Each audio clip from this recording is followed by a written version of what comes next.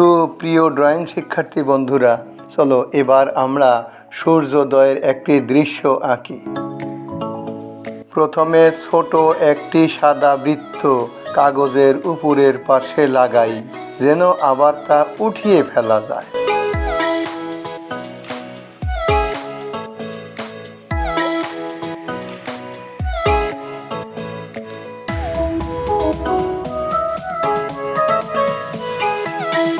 এরপর বৃত্তটির চারপাশে বিভিন্ন রঙের মিশ্রণে সকালের আবহ ফুটিয়ে তুলি।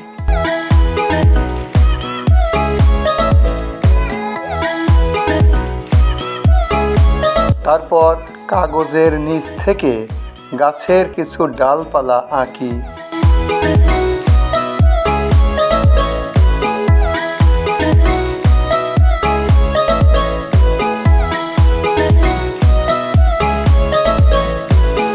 এবং পাশাপাশি দুটি পাখি আঁকি।